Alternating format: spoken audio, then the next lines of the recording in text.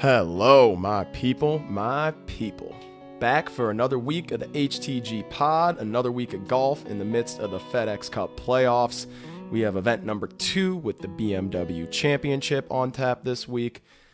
Last week, what an insane fucking week we had. But let's go ahead and first kick it off with what I'm smoking today.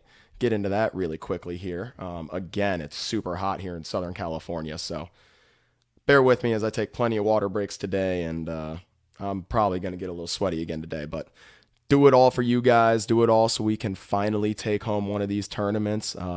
Bink one of them, as we say in the industry. That means, to take down a large field tournament, a large field GPP. We have another $500,000 to first this week. We're going to look to bink that thing this week, folks. So I can work through the sweat. Hopefully you guys can bear with me again this week. The player pools are getting extremely hot, just a couple misses here and there, which can be expected from week to week, but waiting for one of these weeks where we make a clean run through the entire player pool. So today I'm smoking ice cream cake. The grower is Lolo. It is an indica dominant hybrid. It's testing at 23.44% THC. So about on par with what I typically smoke here on the pod as far as THC percentage goes. So I'm doing my old trick.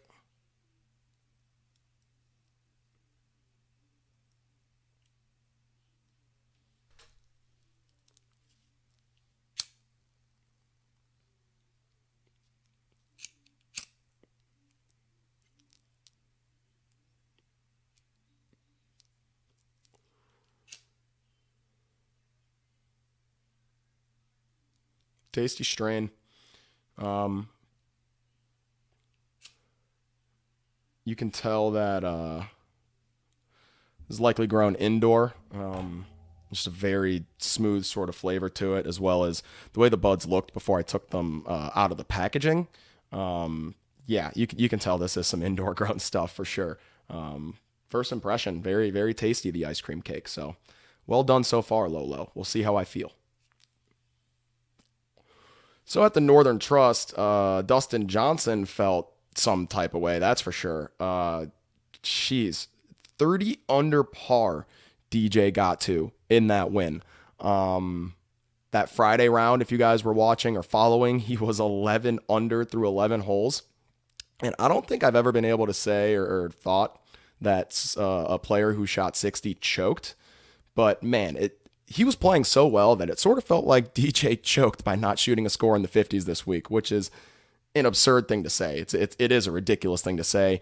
It's likely the best performance in PGA Tour history.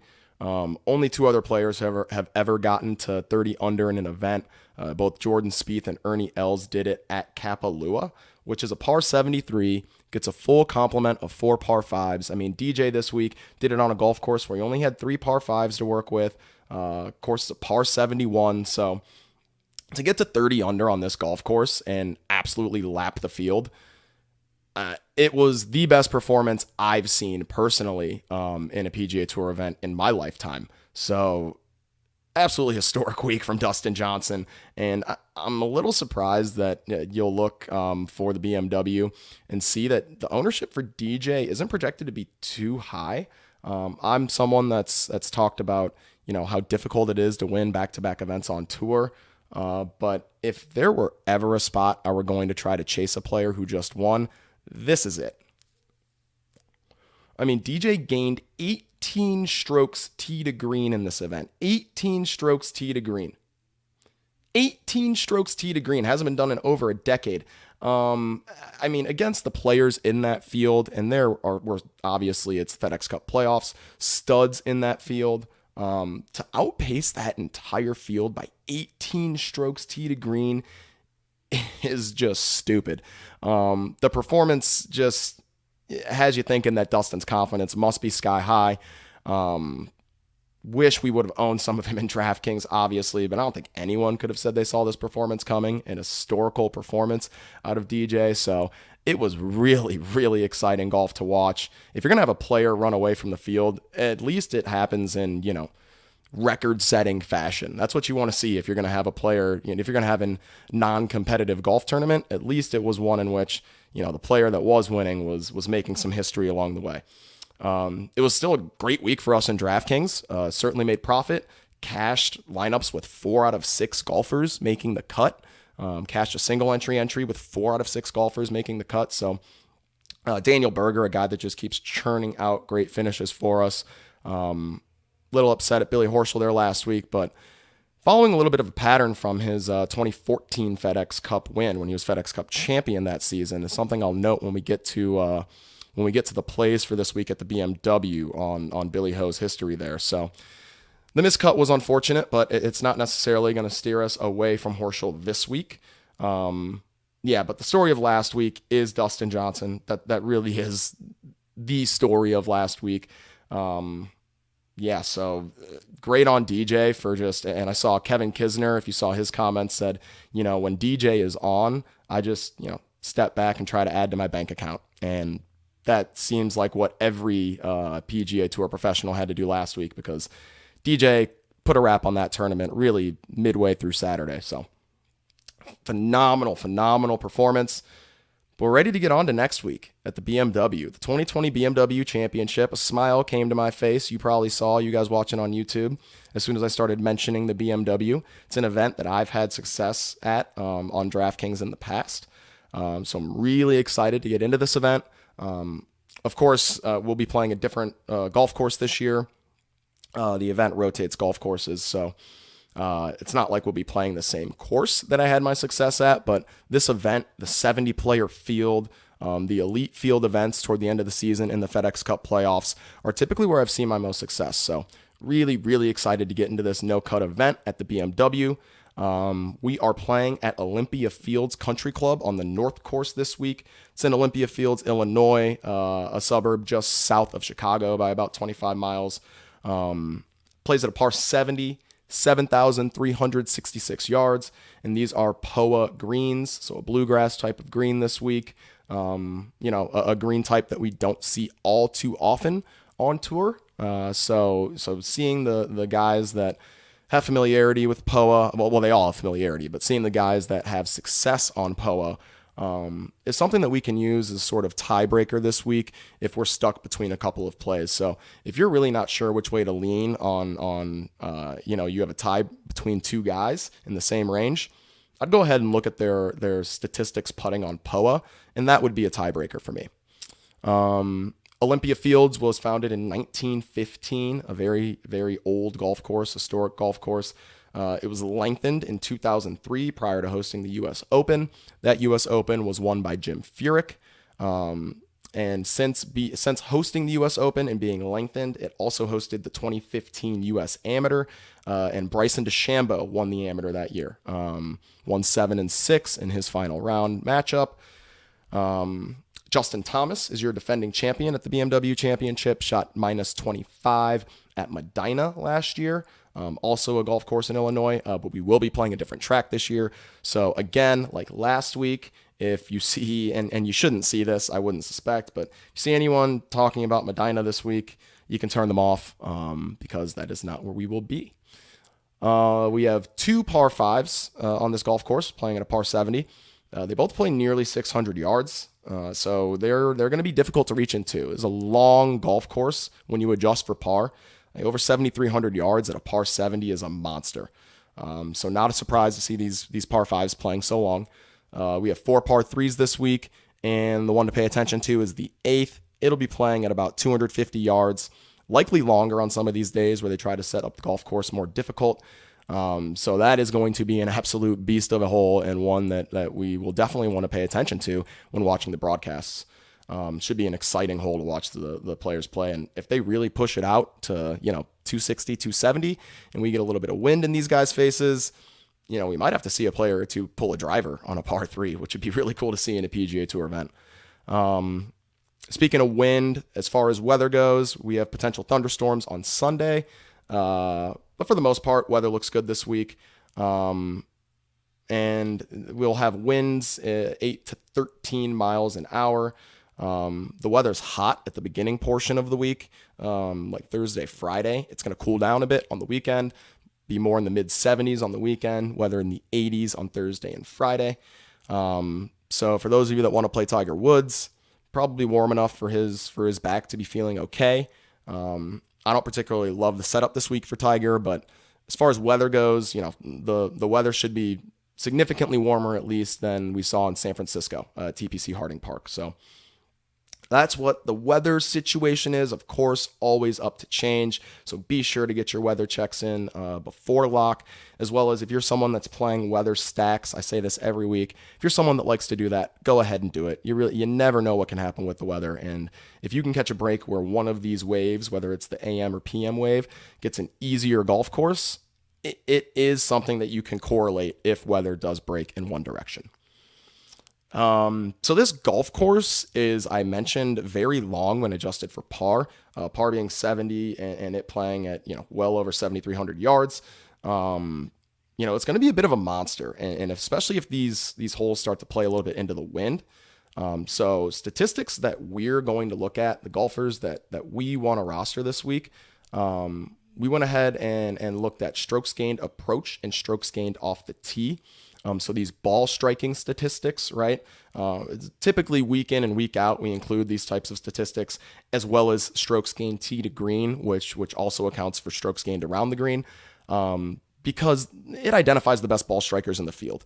And ultimately, for most of these events, especially when we get to the more difficult and longer golf courses, we want the guys that can get themselves to the green with a chance to make birdie. And while putting is certainly something that is important to note, any of these guys on the PGA Tour can run hot with a putter for a few rounds. So we want the guys that are able to get themselves there capably.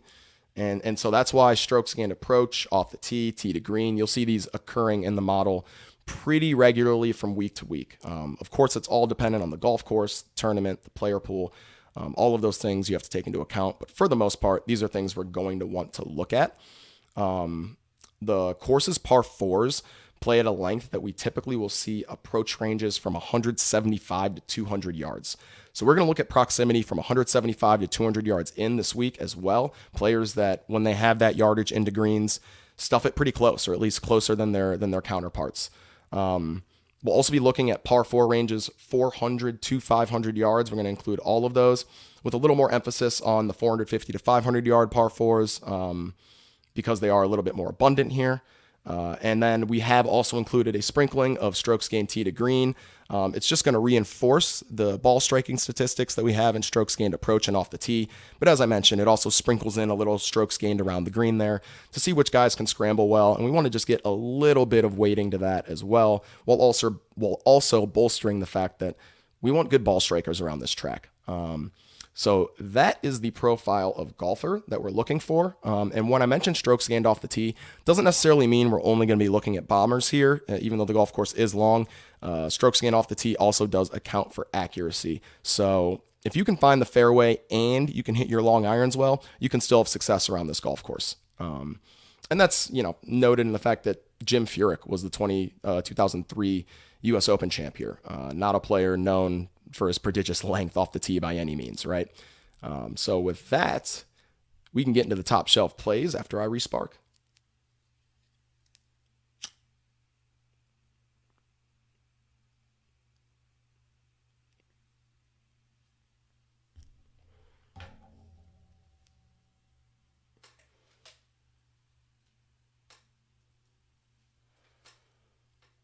I'm also going to get a drink here.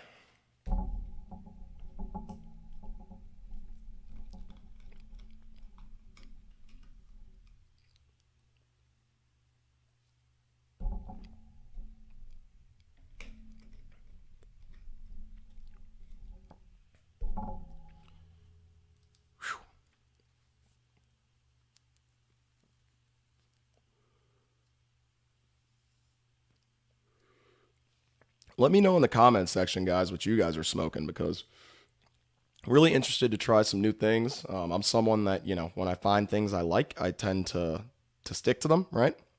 I gravitate toward them more. But this is my first time having this grower and this strain, and it is phenomenal. So let me know what you guys are smoking. I'd love to know. I like to try out what you guys are trying out and see if it has similar effects or what the case may be. Plus, it probably gives us a little bit of a little more harmony amongst the HTG pod community, right? A little more harmony, so maybe we can take down one of these tournaments one of these weeks. I'd love to see like a week where we have 4 or 5 HTG pod users in the top 25 of the big GPP, whether it be a millionaire maker or $500,000 to first. That week is my dream. So hopefully we can make that week this week, and let me know again what you guys are smoking in the comments section so I can get on that same wavelength. So into the top shelf plays. Those plays are $10,000 or more in DraftKings salary. Our first top shelf play, and it's going to be Dustin Johnson at $11,500, 15.8% projected ownership. And I don't really need to say much more than I've already said about DJ in the recap of the Northern Trust last week. I mean, the guy gained 18 strokes tee to green. He was out of this world. He also ran hot with the putter, but even obviously if he weren't having a great putting week, he would have easily won that event last week. It's hard not to love DJ around a track where we're emphasizing strokes gained off the tee, and he's striping that driver right now. He's striping the long irons. The 15.8% ownership, I'm not surprised, I guess, it came in this low because, as I mentioned, I don't like to select players coming off of a win, but this one feels a bit different. So if you guys are with me in that it feels a bit different, I do like rostering Dustin Johnson, even at being the highest priced player in the field. Warranted after that performance last week. 15.8% doesn't seem like a tough pill to swallow. So yeah, Dustin Johnson's our first top shelf play. The next top shelf play is Justin Thomas. JT's coming in at $10,800 price tag, 18.5% projected ownership. And, JT, DJ, John Rahm, Rory, these guys are all really bunched up in the official World Golf Rankings as far as who's gonna take that number one spot and hold on to it. DJ grabbed onto it after that win last week. But JT's vying, depending on how the finish shakes out this week, to go claim that spot himself. So JT is someone that our model is gonna love if we're talking about strokes gained approach and iron play. He comes in second overall in the custom model. He's second on approach, 18th off the tee is really nice to see. So JT's been great with that driver here lately.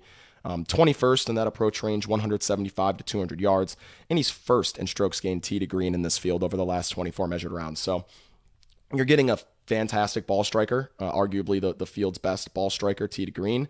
And he is over the last 24 measured rounds, as I just mentioned. So JT at this $10,800 price tag, it's a fair price for sure.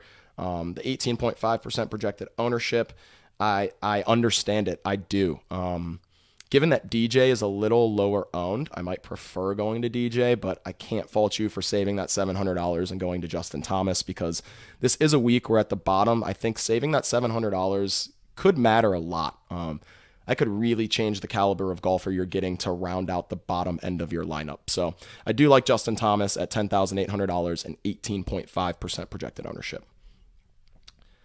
And the third and final top shelf play is Bryson DeChambeau at $10,000 flat, 11.8% projected ownership. And this ownership number did surprise me. I expect to write up Bryson later today as one of my favorite 8. I do take stock in the fact that he won the US Am here. And it was, I'll be interested to see if anyone's trying to take anything from the 2003 US Open as far as pulling data or trying to profile this golf course. I personally didn't. It being 17 years ago, the tour being so different now than it was then. I think a better comp to use would be 5 years ago at the US Am won by Bryson DeChambeau. Certainly he wasn't the same Bryson back then. He's definitely gained some pounds, and he can pump it out there much further, but those are only advantages over what he was previously. So a guy who's going to have a he's going to have a good feeling around this golf course. He should come into the week with tons of confidence, given that he dominated the US Amateur there. In semi-recent memory, at least. It wasn't too long ago, right? 2015. So I'm surprised that Bryson's down here at this ownership at 11.8%. $10,000 is definitely fair to pay. Maybe since he's subsided from sort of the limelight a little bit, the ownership starting to creep down. But if we're going to love off the tee here, nobody's been better than Bryson over the last 24 measured rounds, coming in first in this field. So I love Bryson this week. He will likely be where I start most of my lineups. $10,000 flat, absolutely great price tag. Leaves you plenty of money to round out the rest of your salary, and he's not even that high owned at 11.8%. So Bryson DeChambeau is my favorite top shelf play of the week, and I likely will write him up in my favorite 8 this week. And then we're on to our mid-shelf plays. So we have a 70-man field this week, guys. I believe I have 25 players for you across the top shelf, mid-shelf, and SCHWAG bag. And again, like usual, the mid-shelf plays in these stacked fields are where most of my touts will be, because pricing is so soft in these stacked fields that the mid-shelf plays end up being some of the better plays. And also because the way I have the pricing ranges set up, $7,500 all the way up to $10K, that's where most of the player pool is going to fall. So I did my best to whittle this field down for you guys. I think 25 players out of a 70-player field, especially with as strong of players as we have in this field, was doing a good service to you guys and not having to make you choose between too many players. And of course, as I always say, I'm here to give you information. So, put your own sort of stamp on your DFS brand, right? Make plays that you feel confident in as long as you have a reason to play them, right? And you feel justified in playing them. And if you hear something I say and you maybe disagree, then disagree. That's perfectly fine. That's what this is about. I'm just trying to give you information and how I see things. And I want you to take that and mold it for yourself so that you can come up with a unique lineup to bink one of these motherfuckers, because we need someone to take one of these things down. It would help the podcast so much. So I'm really rooting for you guys. Let's take one of these things down. I'm going to re-spark, and then we're going to get into the mid-shelf plays.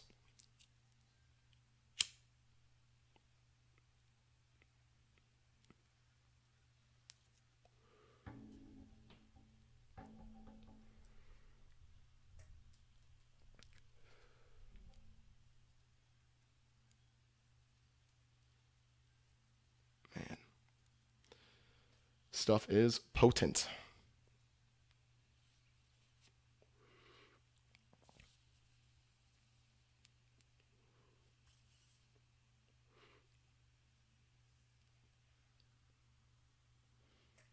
Might have to set this thing down until we get to the SCHWAG bag. Yeah, we'll save you for the SCHWAG bag. All right. First mid-shelf play of the week, and I have to include him. The guy's just been a staple of the show. He's done nothing but churn out great finishes for us in almost every event. It's Daniel Berger. Draftkings finally got him priced correctly this time at $9,700, and he's coming in at 22.1% projected ownership.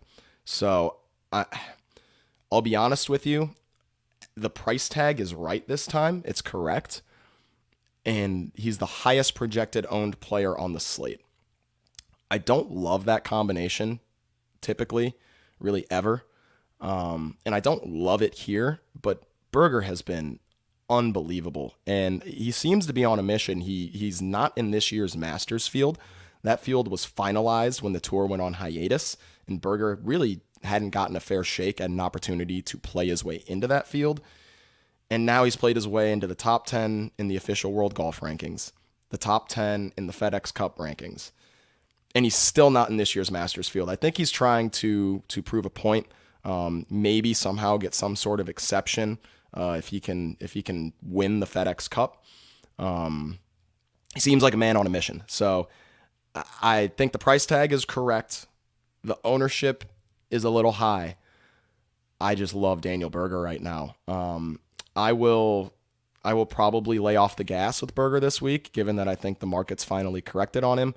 But I would have been remiss if I didn't mention him as a player that I love, and a guy that I think is going to play his way into being considered one of these elite players on tour.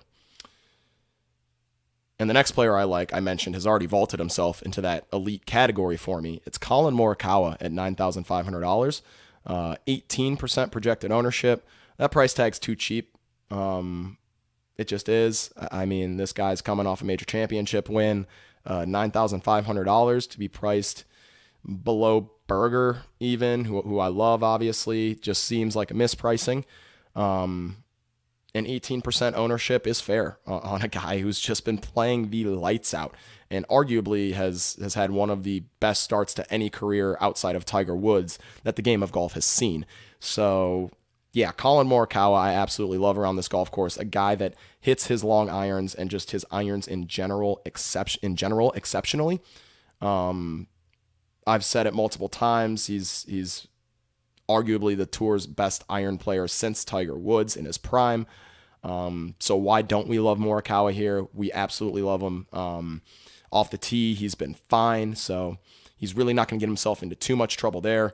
It's really with the putter that we're going to have to maybe be a bit concerned with Morikawa, but he's been cleaning that up as of late, and the ball striking numbers are so good that we can't ignore them regardless of his putting. So Morikawa at $9,500 and 18% projected ownership. I will certainly be owning plenty of this week. The next player, and you know, I would certainly rather pay $500 more for Morikawa, but it's Scottie Scheffler at $9,000, 14.6% projected ownership. I was a little surprised that the projected ownership was this high. Scheffler obviously shot the 59. I mean, unreal, unbelievable. That's joining the 59 club. Kudos to you, Scottie Scheffler. Absolutely unbelievable. But outside of that round, he didn't really play all that well. But I mean, it's a 59, right? So, Scheffler is a player that can run hot and cold. I've mentioned he's one of these young players who I think is a very, very supremely talented player, but just needs to find that consistency, right? And he showed that last week that he really doesn't have that consistency yet, but he has tremendous upside. So 14.6%, I didn't love to see. $9,000 is a little expensive, and that's why I thought we might get an ownership discount because he was priced up here so high. But Scheffler is a guy that's in solid form, right? Coming off of a 59 on Friday last week. So someone you can certainly look to if you end up in that $9,000 flat pricing range. I would personally rather go down $100 and pick up Patrick Cantlay at $8,900, 8.3% projected ownership. And guys, I know he let us down last week, but Cantlay is an elite player. He is a class player in the world. He hasn't been up to his normal standards here as of late, but coming off of a missed cut, I expect Cantlay to get to work here. He is one of the best ball strikers on tour. If you go over his long-term statistics, ranking this week, he's not coming in that great because obviously we have the world's 70th, highest ranked players in the FedEx Cup here, and a lot of these guys have been playing phenomenal golf as of late. But let's see where Cantlay is coming in. 34th in the custom model, 23rd on approach, 24th off the tee. 48th in that proximity, 175 to 200 yards. So that is the sort of red flag for Cantlay here. 23rd in strokes gained tee to green, though, and that's really his floor. If he moves toward his baseline at all, I expect all of these numbers to get better. And I expect that out of a player as good as Patrick Cantlay. To be able to get him at 8.3%, sub $9,000 in this field is a steal. He's too good for that, so I will be owning certainly some Patrick Cantlay this week at that $8,900 price tag and 8.3% projected ownership. The next player that I like is Patrick Reed at $8,800, 11.3% projected ownership. And as I mentioned, every time that I tout Reed at that 11.3% projected ownership, he just has too much win equity for me. A guy who loves to play well in stacked fields and win big events. He's just not high owned enough. I'm not going to look at the statistics. You just have to hope Reed comes in form. If he comes into the event in form and he plays well on Thursday and Friday, you can expect to see him in contention on Sunday. So Patrick Reed, a guy who's always live to win an event, especially in a stacked field, especially when the stakes are high. 11.3% projected ownership is just not high enough. So I'll be owning some Patrick Reed this week. Another player that I like this week, but I hate the ownership, Tony Finau, $8,700, 17.5% projected ownership. And I immediately thought Finau when I started profiling this golf course because he is so phenomenal off the tee. He plays these long par fours so well. He's first in that par four range, 450 to 500 yards. 19th in this field, tee to green, 16th off the tee, 11th on approach. I mean, he can do it all. But man, coming in at that 17.5% projected ownership, there are a lot of good players priced around Finau, both right above and right below him, that are being lower owned than he is.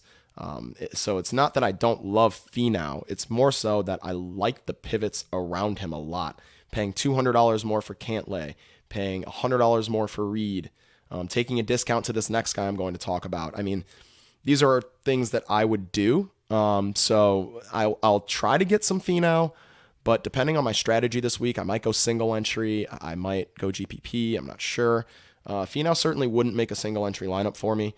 I'm going to let him try to get chalky, and I'm going to pivot to some of these guys that I see as equally as viable as Finau around this golf course, but at significantly reduced ownership. So Tony Finau, $8,700. I do like him, but 17.5% projected ownership. I like some of these guys around him a bit better. And the guy that I mentioned that I would like to go below him for is Tyrrell Hatton at $8,300, 14.9% projected ownership. And outside of a terrible Sunday, Hatton had a great week last week. Really came through for us in Draftkings. Like I mentioned, we were able to cash a 4 out of 6 single entry lineup, and Hatton was a part of that lineup. So Hatton, as far as the model is concerned, is coming in 11th. He's 6th on approach, 1st in proximity from that 175 to 200 yard range, which we love to see. Playing those long par fours decently, 450 to 500 yard par fours, only 44th. So that would be the one red flag. But the par fours, 400 to 450 yards, comes in 11th in this field. Hatton is prime for a solid event here. He's priced too low once again. I don't understand why DraftKings didn't price him up after the performance last week, but they gave us a discount on him again. Unfortunately, maybe more people have caught on this week to the discount because the ownership crept up to 15%, but I still think it's a fair ownership percentage for Hatton, and for a single entry lineup, I would still consider playing him. I also like Matthew Wolff at $8,200, 11.1% projected ownership, and Wolff was really the victim of one awful round last week. Other than that, he continued his pretty stellar run of tee to green numbers. So in this field over the last 24 measured rounds, Wolff's coming in 10th in our custom model. He's 20th on approach, 5th off the tee, 23rd in those par fours, 450 to 500 yards, 16th tee to green. So yeah, Wolff, of course, when we think off the tee, a guy that has both distance, tons and tons of distance, but a decent amount of accuracy as well. Sort of feels like a poor man's Finau around this course, and you get the $500 discount. You get a bit, I believe, of an ownership discount, correct? Yeah, 11.1% as opposed to Finau's 17.5%. So yeah, I prefer Matthew Wolff to Tony Finau, not in a vacuum. In a vacuum, I prefer Finau, but when you take into account salary and projected ownership, I do prefer Wolff in this spot at $8,200 and 11.1% projected ownership. I also like, and yes, he's making a reappearance on the HTG pod, Paul Casey at $8,100, 11.7% projected ownership. And Casey's a guy that we can look to hit these long irons exceptionally well, and that's really why I like him this week. $8,100 feels cheap for a ball striker of his pedigree.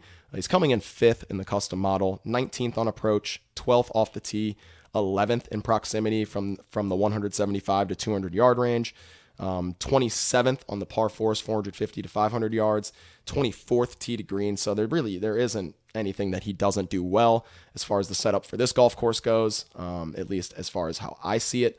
So I'll be going back to Casey. I know he's burned us before, and we didn't own him at the PGA when he went off, but I think now's the time to hop back on the train with Paul Casey, 11.7% projected ownership. A little low at this price tag, which I think is too cheap at $8,100. So especially if you're going with like a very balanced build, I think Casey is a pretty natural guy to get into one of those lineups.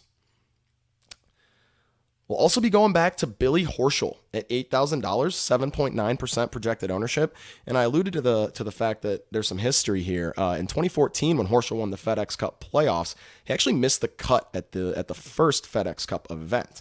And then he went on to win the next two events. So Horschel's been in a spot before where he's missed the cut at the first FedEx Cup event, and we've seen how he's responded. So I'm not afraid to go back to Horschel here, who was showing great form prior to the missed cut last week.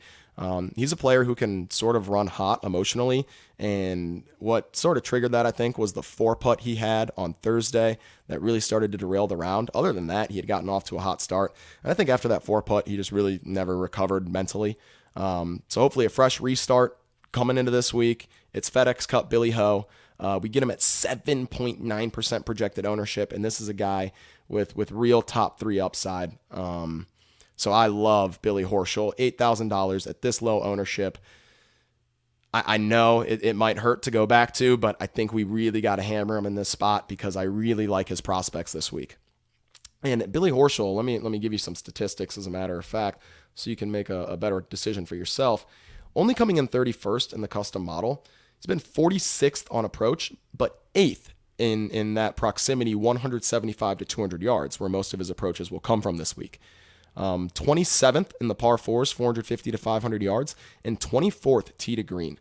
37th tee to green. 37th tee to green. So, not awful for a guy that's being owned sub 10% in single digit ownership, and a guy that's shown upside, especially come FedEx Cup playoff time. So I love Billy Horschel at this projected ownership. We're getting a discount because of the miscut last week. And as I mentioned in 2014, the miscut didn't seem to phase Billy Ho. So we'll be going back to old man Billy Ho this week at $8,000. The next player I like is Russell Henley at $7,800, 16.3% projected ownership. The ownership, I shouldn't have said that I like. The ownership's too high on Henley. Henley absolutely has been striking the ball extremely well lately, but to get a guy like Billy Horschel for $200 more and half the ownership, to get a guy like Paul Casey for $300 more and significantly less ownership, some of the guys priced below Henley, this ownership, honestly, it is way too high. I don't get it. It should be spread out more amongst this range, which has some very talented players in it. Henley is first on approach in this field over the last 24 measured rounds. He's 8th overall in the custom model. He's 2nd tee to green, but he's Russell Henley. And I mean, at some point he will regress to being Russell Henley. And over the last 2 rounds, it looks like that's already begun. He's lost strokes tee to green over his last 2 rounds. Lost 1 stroke on Saturday at the Northern Trust tee to green, and lost 0.6 strokes tee to green on Sunday. Before that, he had been on an absolute tear, where he had gained strokes tee to green in 20 consecutive rounds. So if you think Russell Henley has turned into a different player, which it's very possible he has, then I would go back to him here because the model says you absolutely should, and he's actually underpriced if you believe in this. But I'm more inclined to think that he's going to start to regress to being Russell Henley, as we've known Russell Henley, who's a talented player, and this is no knock against Russell Henley. It's just these guys around him, I would rather take a chance on them at their respective ownership. I think Henley's overowned. Again, he's lost strokes tee to green in consecutive rounds, so the form might be starting to turn the other way, and I would just rather own some of these guys around him. So I wanted to mention him because the model loves him so much. If you're just going by data and you want to play that way, then Henley's a guy I think you should stuff in. But if you believe the narrative that I just laid out for you, then I think we pivot to some of these other guys, like the guy priced right below him, Sungjae Im at $7,700 and 3.2% projected ownership. 5-1 ownership, Russell Henley to Sungjae Im. I mean, I don't quite understand that. I don't think if you play this tournament out, 100 times that Russell Henley outperforms Sungjae Im at a 5-1 clip, I think that's actually ridiculous. So to get Im for $100 cheaper and 1/5 of the ownership, I will go to Sungjae all day. I love Sungjae as a play this week. Sungjae admittedly has not been in great form, But at least for him, unlike Henley, it looks like it's starting to turn around a little bit, actually. He did gain strokes tee to green in round 2 at the Northern Trust on Friday. He had a terrible Thursday. He lost 4.1 strokes tee to green. He was pathetic. It is what it is. He seems to have these blow-up rounds occasionally. Sunday at FedEx St. Jude, he had one of them, losing 4.3 strokes tee to green. He can't seem to string together 4 solid rounds, except he did so at the Wyndham. At the Wyndham, he gained strokes tee to green in all 4 rounds. He's actually gained strokes tee to green in 7 of his last 8 rounds. The one outlier being Thursday at the Northern Trust, where he lost that aforementioned 4.1 strokes tee to green. So gaining strokes tee to green in 7 of his last 8 rounds. We know that we know the caliber player Sungjae is. Sungjae is one of these up-and-coming talents on the PGA Tour. So we can expect inconsistencies from him, not unlike a Scheffler, not unlike a Hovland. You see these guys all of a sudden start to pop, and we want to be ahead of the curve when that happens. So it looks like Sungjae's starting to round into form. He's criminally low owned. He will certainly be in my favorite 8 unless this ownership projection changes significantly from now until the time that I write the article. Sungjae will certainly make his way into my favorite 8, and it wouldn't surprise me if he's up top. So Sungjae Im, $7,700, 3.2% projected ownership. Let's absolutely go to him this week, folks. Next mid-shelf play is Ryan Palmer, $7,600, 12.7% projected ownership. And I don't love Palmer. 12.7% is fair, I guess, as far as projected ownership goes. But I don't know. Ryan Palmer's just not a guy that really inspires a lot of confidence for me.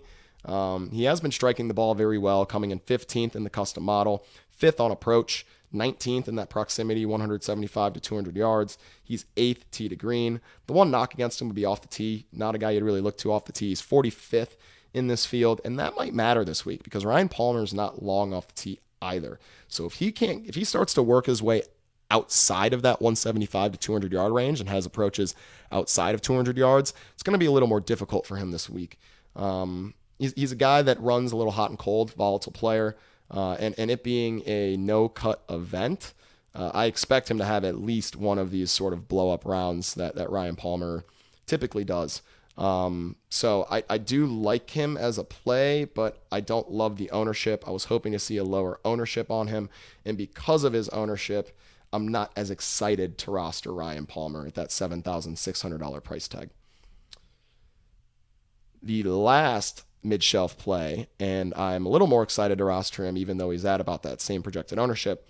It's Jason Kokrak at $7,500, 13% projected ownership. And Kokrak's one of these guys that gets really streaky on approach.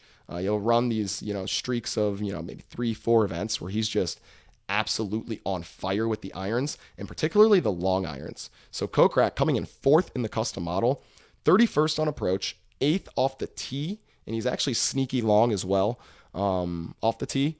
2nd in that proximity, 175 to 200 yards. 21st on the par 4s, 450 to 500 yards. 14th strokes gained tee to green. I mean, yeah, he's checking all the boxes essentially. The approach numbers a little spotty, a little streaky from time to time, but the ranges he'll be seeing this week are his favorite in that 175 to 200 yard range where he ranks 2nd. So love Kokrak this week. I think 13% projected ownership's fair. I think the $7,500 price tag is fair. I also love that we're going to get 4 rounds out of him because I expect him to at least have one of these rounds be a stellar round where he's really feeling it with the irons. So Kokrak at $7,500, 13% projected ownership, is the last mid-shelf play of the week. And then we can get into the SCHWAG bag. Our sub $7,500 plays on Draftkings. This week, I have 8 SCHWAG bag plays for you.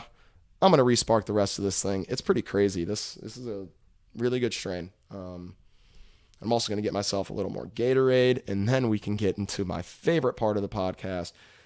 Again, the SCHWAG bag plays, those DraftKings players priced below $7,500.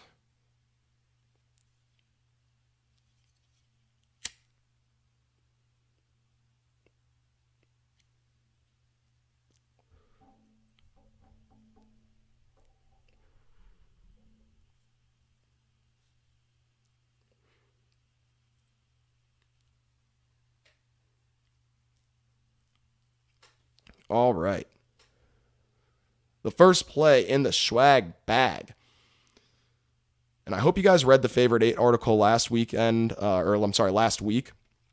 because I did end up including a player that I didn't talk about in the video. So make sure you check out the articles that I do post, and I post Instagrams to let you guys know when those articles are on the website, because it may be that, I end up doing some research later on or listening to some other influencers in the space.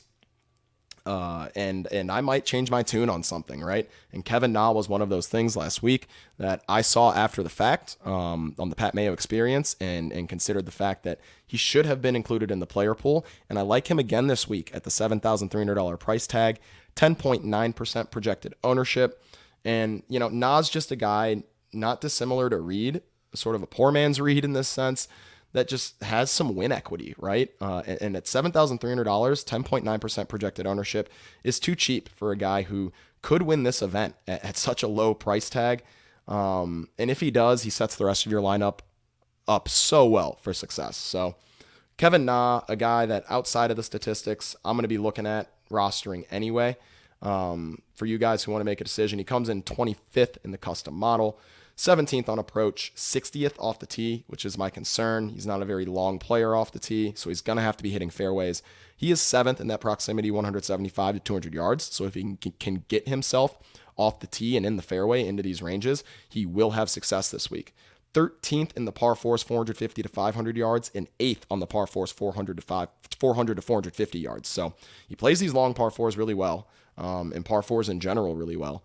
And 36th tee to green doesn't inspire a ton of confidence, but you're paying a $7,300 price tag for him, and he is one of these more volatile players who, if he's feeling it tee to green, he's a guy that can pop for for top 10 numbers in a single event tee to green. So you're really hoping Kevin Na has a good week off the tee, and if he does, you're going to be pretty happy with his performance down at this price tag. So Kevin Na, 10.9% projected ownership, $7,300. I like rostering him this week. I also really, really like the player a couple $100 cheaper. And let me double check his price tag because I see it in here twice. Yes. Is he at $7,100? He is at $7,100. I like Joaquin Niemann. And Niemann, 9.2% projected ownership. He is a phenomenal ball striker to be down in this pricing range. Another one of these young players who he's more wildly inconsistent than any of them, I would say, but is supremely talented. And if he can start to put together some consistency, will be one of these names you'll have to look out for. He's coming in 7th in the custom model, 4th on approach, 26th off the tee, 17th in that proximity, 175 to 200 yards. Doesn't play the long par 4s all that well. 58th in the par 4 ranges, 450 to 500 yards, but 17th in this field tee to green. To get a player that rates out as such a great ball striker down in this pricing range at single digit ownership makes me really excited. So yeah, Niemann, 9.2% projected ownership, $7,100. Absolutely love him as a play this week. I also like the player priced right below him in Mark Hubbard. And Hubbard's priced at $7,000 flat this week, coming in 21st in the custom model, 12th on approach, 54th off the tee. So similar to Kevin Na, you're going to have to hope Hubbard has a good week off the tee, but he's 3rd in proximity, 175 to 200 yards. So if he does have a good week off the tee, you believe he's putting himself in these ranges that he enjoys, and 2nd in the par 4, 450 to 500 yards. Yeah, to get those kinds of numbers down at this pricing range again, just in double-digit ownership at that 11% projected ownership, I feel very comfortable going to Mark Hubbard at $7,000 and that 11% projected ownership. A player that we liked last week that performed pretty well for us, Brendan Steele at $6,600, 14.4% projected ownership. The ownership's a little high for me on Steele. He does rate out well, but I would probably likely want to go to another player priced around him. But wanted to just mention him for you guys who love to chase the stats. He comes in 12th in the custom model, 16th on approach, 41st off the tee, so not great there, but 15th in proximity, 175 to 200 yards. 13th in the par 4 ranges, 450 to 500 yards, and 29th strokes gained tee to green. So admittedly, very, very strong ball striking numbers for this price tag. Pretty unique ball striking numbers for this price tag outside of one other player or maybe two other players down here that can tout sort of similar ball striking numbers, but Steele certainly the best of the bunch as of recently over the last 24 measured rounds, but 14.4% projected ownership. I just don't think he's that much better than these next two guys priced below him that I would go to him rather than going to, say, a Dylan Fratelli, who's priced at $6,500 and only projected for 7.6% projected ownership. Almost half the projected ownership is Steele. I'll certainly take my chances on Fratelli, who comes in 16th in the custom model, 42nd on approach, so not great there, of course. 15th off the tee, though. 18th in the proximity, 175 to 200 yards, so at least the approaches he'll have this week are in the range he likes. 6th in the par 4s, 450 to 500 yards, and 21st in strokes gained tee to green. So I would rather roster Fratelli given the ownership discount that we get to Steele, but of course you're open to make that decision yourself. And we actually have two more players left in the swag bag. I'm sorry. The next player we like is Kevin Streelman at $6,400, 11.9% projected ownership. And I would also rather roster Streelman than roster Steele. Streelman, a volatile player, but you're paying $6,400 for him, and you know you're at least going to get 4 rounds out of him. He comes in 18th in the custom model, 24th on approach, 31st off the tee, 26th in proximity, 175 to 200 yards. 12th on those par 4s, 450 to 500 yards, and 26th tee to green. So yeah, very strong numbers for a guy down in this pricing range. He's barely cracking that double-digit projected ownership at 11.9%. So not too terrible of a price tag to pay. Fratelli really is my favorite player in this range, given the ownerships. But after him, it's probably Streelman. Or you could look to this last player.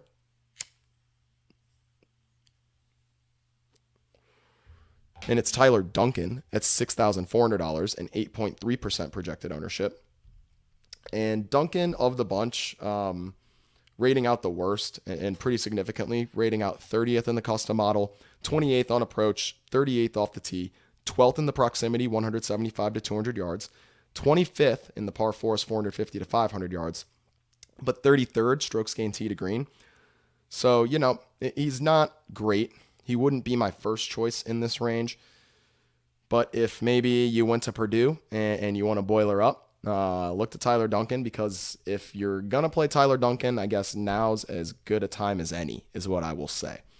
So don't love him, but if you're going to play him, now's as good a week as any. And yeah, Duncan rounds out our swag bag plays for the week. Guys, let's get it this week. I love the BMW. Like I said, I've had success at this event before. So let's all have success together. If you could please, anyone that watches golf, wants to get interested in Draftkings golf, you think might be interested, let them know about the podcast. I'd love to teach them along the way. If you could, rate and review the podcast wherever you listen to it, whether it be Spotify, Apple Music, YouTube, if you can send comments on the video, let me know what you're smoking, let me know what I can do to be better here at the show.